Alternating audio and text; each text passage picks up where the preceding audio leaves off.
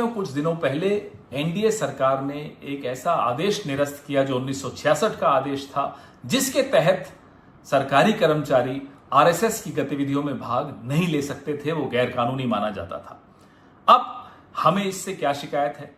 RSS एक अपंजीकृत संस्था है, अनरजिस्टर्ड ऑर्गेनाइजेशन, जिसका अपना कोई मेंबरशिप रजिस्टर नहीं है, जिसकी अकाउंट बुक्स नहीं है, जिसका टैक्स नहीं होता, लेकिन फिर भी वो हमारे जीवन में कितना बड़ा हस्तक्षेप करती है, ये आपके सामने है। हमारी शिक्षा नीति क्या होनी चाहिए, हमारी करिकुलम्स क्या होने चाहिए, मंत्री कौन होगा, भारतीय जनता पार्टी का अध्यक्ष कौन होगा, प्रधानमंत्री का चेहरा कौन होगा भारतीय जनता पार्टी, ये तमाम निर्णय आरएसएस लेती। यहां तक कि मंत्रियों के ओएसडी आरएसएस के लगते हैं, यूपीएससी का चेयरमैन आरएसएस लगाती है, यूनिवर्सिटीज के वाइस चांसलर्स आरएसएस के लगते हैं, एनटीए जो आजकल विवादों के घेरे में है उसका चेयरमैन आरएसएस लगाएगा।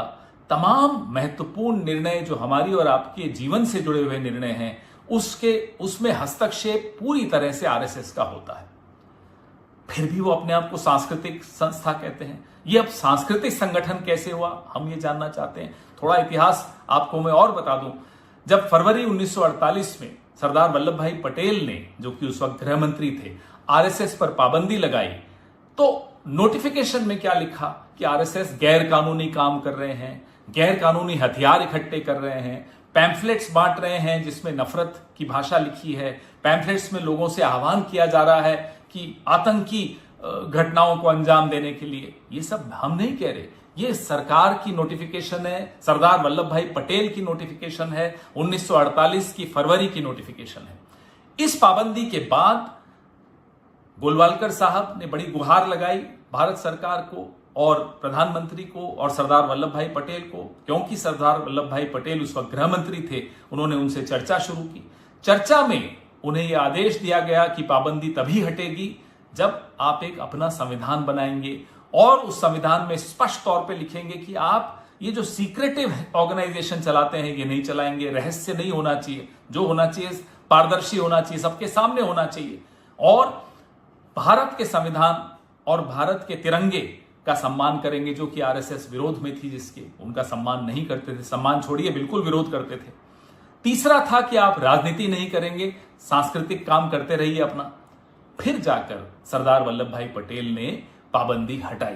पाबंदी हटने के बाद संघ में बड़ी ब्रेनस्टॉर्मिंग हुई, बड़ी चर्चा हुई कि जब हम पर पाबंदी लगी थी तब कोई राजनीतिक दल हमारी रक्षा में नहीं आया, हमें अपना एक राजनीतिक दल भी बनाना चाहिए। उस ब्रेनस्टॉर्मिंग का नतीजा था भारतीय जनसंघ। जनसंघ के विषय में हम कई बार चर्चा कर चुके हैं। फिर उसके बाद उस नए अवतार में भारतीय जनता पार्टी आई 80 के दशक में। किस तरह से आरएसएस जनसंघ को चलाता था, आरएसएस भारतीय जनता पार्टी को चलाता है, वो आप सबसे कुछ छिपा हुआ है नहीं, इसमें कोई सीक्रेट नहीं है। सबको मालूम है कि आरएसएस ही इनको कंट्रोल करता है, आरएसएस इनकी दिशा तय करता है, आरएसएस कौन कहां किस पद पर बैठेगा वो तय करता है। उदाहरण देता हूं, 2005 में जब लालकृष्ण आडवाणी जी पूरे परिवार को लेकर कराची गए और जिन्ना की कब्र पर गए, वहां उन्होंने जिन्ना की बड़ी तारीफ की और कहा जिन्ना हिंदू मुस्लिम एकता के बहुत बड़े मसीहा हैं थे, तो संघ में बड़ा गुस्सा आया, संघ को बड़ा क्रोधित संघ ने आडवाणी जी से कहा कि भारतीय जनता पार्टी के अध्यक्ष पद से आप इस्तीफा दे दीजिए। आडवाणी जी को देना पड़ा। आडवाणी जी ने फिर सार्वजनिक रूप से कहा कि ये अच्छी बात नहीं है कि लोग ये बात करने लगे हैं, चर्चा करने लगे हैं कि भाजपा बिना संघ के इशारे पे कुछ नहीं कर सकती। ये न संघ के लिए अच्छा है न भाजपा के लिए अच्छा है। ये आडवाणी जी का भाषण था जो उन्होंने नेशनल एग्जीक्यूटिव में कहा था चेन्नई में। उसके बाद 2013 में जब नरेंद्र मोदी जी को प्रचार पैनल का प्रमुख बनाया, तब आडवाणी जी ने विरोध स्वरूप पार्टी के सभी पदों से इस्तीफा दिया।